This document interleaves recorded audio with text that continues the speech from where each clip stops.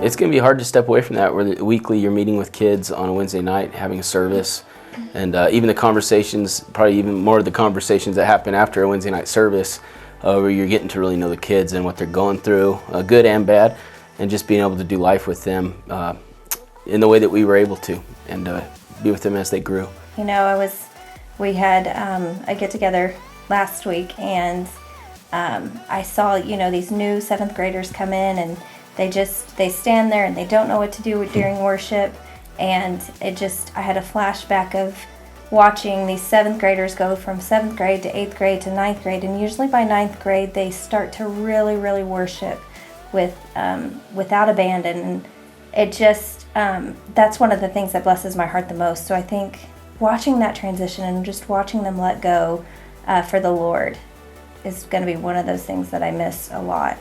Yeah, every week in Wednesday nights. I mean, it's always been a blessing that we get to lead worship with students, and they're always very much involved in what we do with worship. They're engaged, and just the growth to be able to walk them through life for 6 years. I mean, getting to see kids that you started at when they're 12 years old, when they leave, they're adults, they're 18 years old. And we have kids that have graduated several years, and they're coming back with their husbands or wives, and some of them are now even having children. And that's really amazing to be able to see that they're still following the Lord, serving the Lord, and now they're spreading that to their families. And it's a great journey to get to be a part of. So I guess just all the memories, it's been a great time.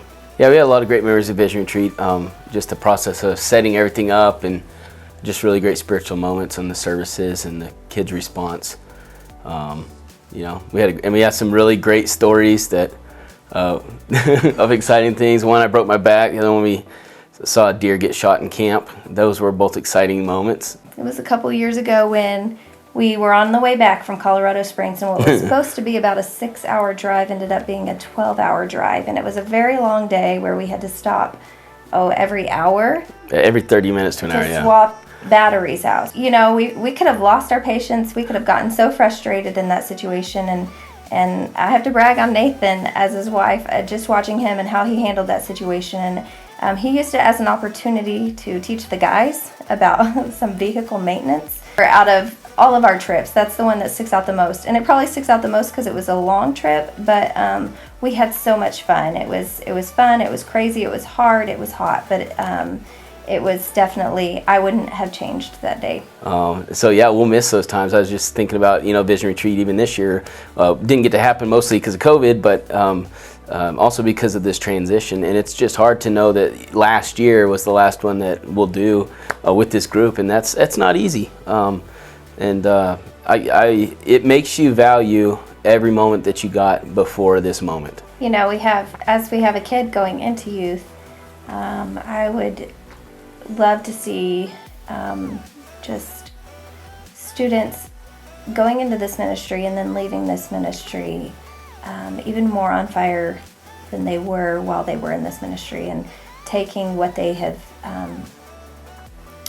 learned from this ministry into college, into a trade, into their everyday life as they grow into adults. I think that's always been our heart. Where would I want to see it in 10 years is just that people are truly at a place of where they are sold out for Jesus. Mm-hmm. I think in 10 years we're going to see a generation rise up that has that face where they are hot, and they're on fire for the Lord, and they're willing to sacrifice comfort in order to seek God's will for their lives and also to live out His plan. Well, we just want to take this time to pray and seek the Lord and see what His direction for our lives and ministry look like. And as a family, I think we're looking forward to just a break. We have done ministry as an entire family for the last 10 years, and our kids have grown up in it.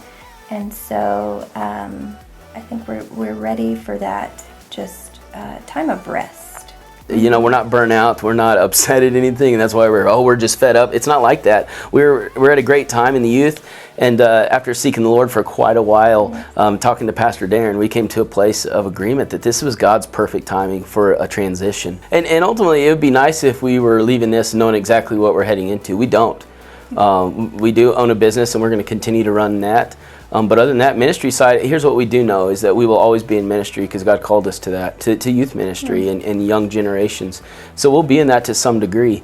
I don't know what the next step in that is, and that's partially of why we're stepping back a little bit, because I know God's got something. We just got to seek His face and find out what that is and allow Him to lead us into it. The good news is we're here. We're not going anywhere. God hasn't called us away from this church. We're still family. We're still part of this body. So that's the best part about it. What we want to say is thank you, church, for partially. I'm 37 years old, but I don't act like it. So thank you for sticking with me for as long as you have and allowing me to lead your kids. And so we thank you for that. This is a great church, and it's our family, and we can ask for a better family and more support. This is one of the most supportive churches I've ever been a part of, the most supportive church I've ever been a part of. And so we thank you for that, and thank you for loving us and taking care of our family. There were times that there was great needs, and the people of this church, our family, helped take care of us. So we appreciate that. And I know that the support will continue going on even if I'm not your youth pastor. And all the leaders that have been a part of what we've done, we couldn't have done it on our own for sure. No. And there's many names that have been a part of helping us out, adults, some parents, and there's no way we could have accomplished what we accomplished in the last 10 years if it were not for the parents and the support and the prayers of the church body. So thank you so much.